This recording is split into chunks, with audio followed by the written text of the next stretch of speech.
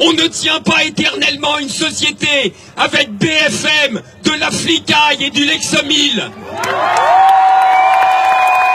Le pactole des 500 plus riches de la planète a grossi de 226 milliards d'euros en un an.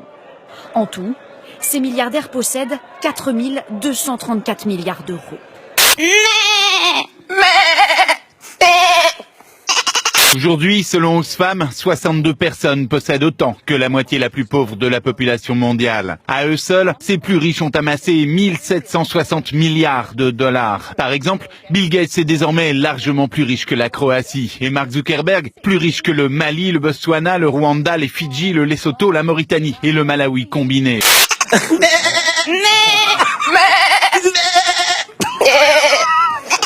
La sécurité sociale, c'est-à-dire nous, pourra-t-elle payer longtemps les prix exorbitants, par exemple, des médicaments contre le cancer? Certains coûtent désormais 100 000 € par an. L'immoralité de ces prix, dit Lacroix, va désormais très très loin du côté des labos pharmaceutiques. Par exemple, aux États-Unis, vous voyez, Direct Matin nous apprend que certains bébés sont carrément mis sous antidépresseurs. 80 000 prescriptions de Prozac chaque année pour les moins de 2 ans. Tout ça générant bien sûr de larges profits.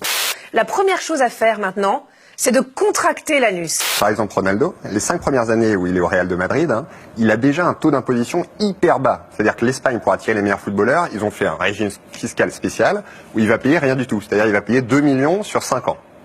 Et lui, 2 millions, pour lui, c'est une journée d'un tournage d'une pub. Une pub pour une voiture, il gagne 2 millions sur la journée, il pourrait payer ses impôts pour 5 ans. 6 heures, 2 millions. 6 heures, 2 millions.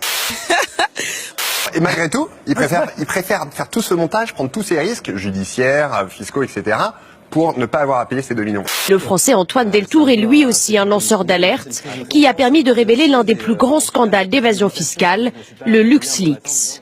Son procès débute mardi prochain au Luxembourg où il est mis en examen pour violation du secret professionnel. Avec un journaliste français qui a enquêté sur cette affaire, ils encourent jusqu'à 5 ans ferme et plus d'1 million d'euros d'amende. J'imagine que les gens ne sont pas dupes de ça quand même. En 2013, Ronaldo a consacré une petite journée de son temps pour le tournage de cette pub. Il aurait été payé 1,9 million de dollars. Au total, selon les chiffres de la fuite, pour ses droits à l'image entre 2009 et 2014, il a engrangé 75 millions d'euros. J'ai une petite question un peu plus personnelle. Vous gagnez bien votre vie ou... Regardez ce qu'il m'a envoyé ce matin. C'est ton nouveau mec? Non, pas vraiment. Il est trop pauvre. Je posais la question, savoir si tu savais combien il y a d'espérance de vie en moins sur une personne qui fait toute sa carrière dans les égouts. Non. Je crois que c'est 18 ans ou un truc comme ça. 17 ans d'espérance de vie en moins. Mais non, pourquoi? C'est une boîte géante en alu avec chaque matin un cadeau ultra luxe. Alors il y a une montre en or rose, des clés pour un yacht de 8 mètres, tout ça est véridique. Une cuisine personnalisable, des lunettes de soleil en or, etc. Ça coûte 1 million d'euros. Une goutte dans mon empire. Sandip, son grand frère de 12 ans, porte un peu plus de 20 kilos sur sa tête. L'équivalent de son propre poids. Ça va, c'est pas lourd. On arrive dans le club, montre en enchaîne, en or, ballon d'or, tout est dans l'enfer, avec un fier. Comme ça, on aura plus d'argent pour s'acheter à manger. Le patron de PSA, Carlos Tavares, va doubler son salaire pour les très bons résultats qu'il a obtenus sur l'année 2015. Donc je crois qu'il va recevoir 5,24 millions d'euros. On a du mal à imaginer ce que ça peut représenter sur alors si moi j'imagine très bien. 5 millions 24 14 500 euros par jour. Voilà.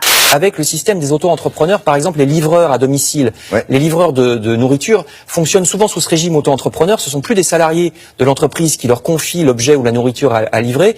Désormais, ils sont considérés comme profession libérale, alors qu'évidemment, c'est pas du tout des professions libérales. Ils sont dans une situation d'employés face à un patron, mais ce système de travailleurs soi-disant indépendants permet de ne pas donner de congés payés, pas d'allocation chômage, pas de protection sociale. Si ces livreurs ont un accident sur leur scooter ou leur vélo, c'est pour leurs pommes, etc. Le dévouement des employés est la base pour assurer la prospérité de POSCO. Sa priorité, c'est de respecter le chronomètre. Forcez là un peu quand même. Oui, on peut prêter de l'argent, mais il faut nous rembourser. Et puis vous risquez la faillite. Mais ici, en cas de problème, il suffit de travailler plus pour gagner plus. Les 13h01, ça passe en hors délai. Donc, automatiquement, on n'est pas payé là-dessus. On parlait de comment gagner de l'argent et puis je leur ai dit, ben moi c'est simple, à 30 ans je suis millionnaire. Ce sera ça et pas autre chose. Prenez la Poste.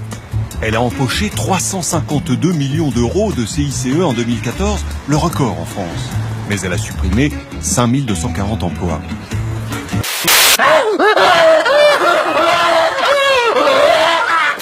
Tu finiras ta carrière avec 100 balles de plus, le dos foutu, des tendinites, des maladies professionnelles qui sont même plus reconnues par la sécurité sociale parce que les patrons ne veulent plus payer. Et puis après, ben voilà, tu t'en vas, puis c'est tout. Puis avec leur réforme des retraites qu'ils n'arrêtent pas de nous faire, tu crèveras même au travail et tu diras merci patron. Il te payera un cercueil en carton. Le soft totalitarisme, c'est l'idée que nous sommes dans un monde qui petit à petit confisque la démocratie au profit des multinationales déterritorialisées, en particulier américaines, et que le système économique, mais aussi le système institutionnel politique, petit à petit, et le système médiatique, favorise... On y vient. Quelle sale race. On y vient, Disons que tout ce système-là favorise une lutte des classes que les classes moyennes et populaires des pays occidentaux sont en train de perdre. Chaque année en Angleterre ou aux États-Unis, le lendemain de la fête de Thanksgiving se transforme en foire d'empoigne. Les clients se ruent sur les produits des magasins qui affichent des réductions monstres. Au même moment, des collègues d'Ali, eux aussi ambulanciers, filment leur intervention dans un autre quartier.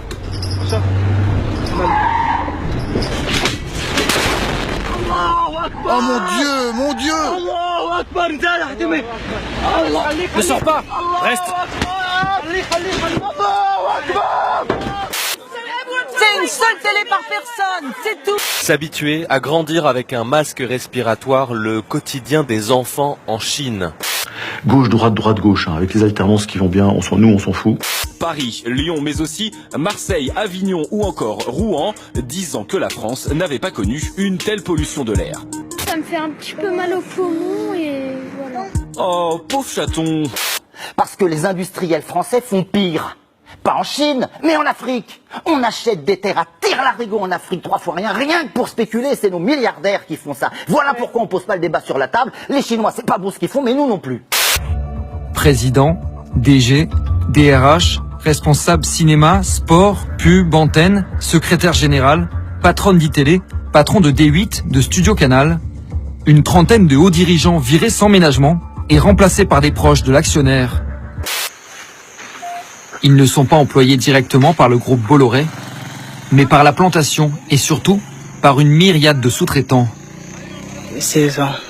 Normalement, il fallait que je fréquente, mais comme mes parents n'ont pas eu les moyens, on m'a envoyé à l'école. Tout ça peut faire ça. Un reportage prêt à la diffusion a été interdit d'antenne au dernier moment. Pas question de mettre en cause une filiale du Crédit Mutuel. On découvre que cette banque fait l'objet d'une enquête judiciaire pour démarchage illicite, c'est-à-dire aller chercher des riches clients pour leur proposer de planquer leur magot en Suisse. La direction de Canal a accepté qu'on lance cette enquête. Nous, à l'émission, on l'a validée éditorialement et le service juridique de Canal est venu la voir et a considéré qu'elle était prudente et équilibrée. Depuis 5 ans, ils font tout pour attirer l'attention de Vincent Bolloré. Le courant électrique, il n'y en a pas. Il n'y a ni four, ni table pour ranger, marmite, rien, tout est à terre, comme vous le voyez là. Regardez la cuisine, regardez. C'est ouvert partout, regardez.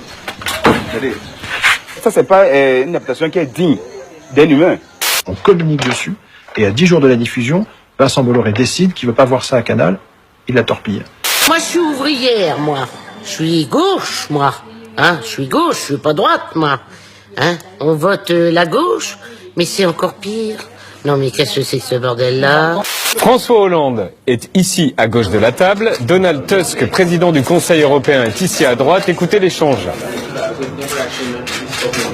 Will you finish the strikes before European Championship? Yeah? Can you promise it? Frappé cet après-midi, vous allez voir au visage, alors qu'il est maintenu, vous le voyez, par 2 agents de police. Voilà. Si tu dis que t'es engagé, alors vas-y vraiment, quoi. Voilà. Me dis pas je suis engagé si c'est pour après faire 4 pas en arrière. Si t'es engagé, alors vas-y, mets tes couilles sur la table, prends des risques. Je vais pas me battre tout seul contre un mec qui fait à peu près la moitié du business en France, juste pour faire plaisir à des journalistes. Vous voyez ce que je veux dire? Parce que Bolloré il tombera pas, il continuera à faire ce qu'il veut, et le con dans l'histoire c'est le mec qui va ouvrir sa gueule. The intimacy of publicly submitting one's arse to art. Inversion for subversion, eating at the end we fart. Les journalistes sont allés voir des collégiens et leur ont demandé « Quelle est la pire honte pour toi ?» Les garçons répondent, je cite, « La honte, c'est se faire battre par une fille et passer pour un PD, fermez les guillemets. »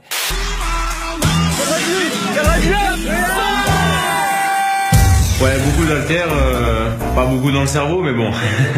Les garçons considèrent que si on n'aime pas le sport et qu'on travaille bien en classe, on n'est pas vraiment un homme. Les filles ont intégré que si elles font telle ou telle chose, elles se feront traiter de salopes.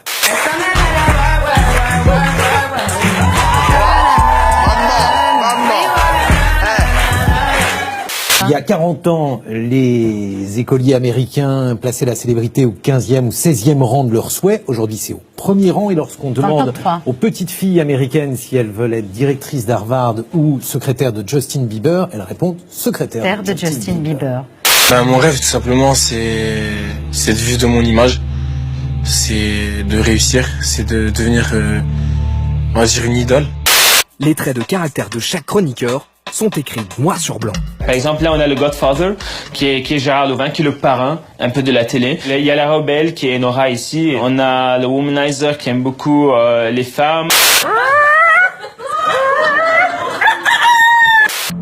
Maintenant, pensez à notre honte à tous, quand nos enfants et nos petits-enfants réaliseront que nous avions les moyens de stopper ces ravages, mais qu'il nous a manqué la volonté politique d'agir.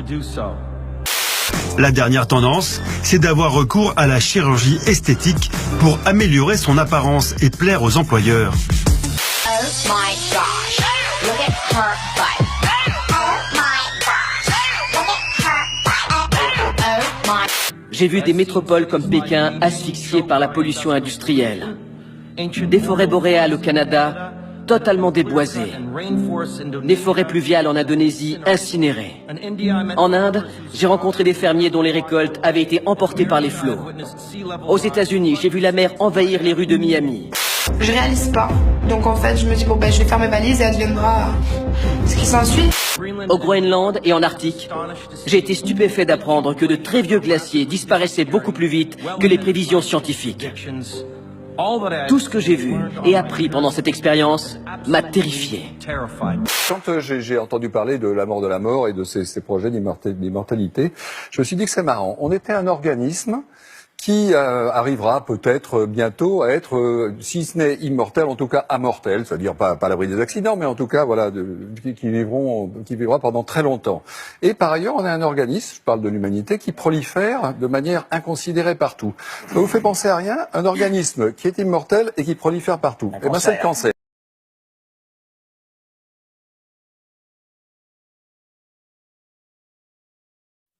Welcome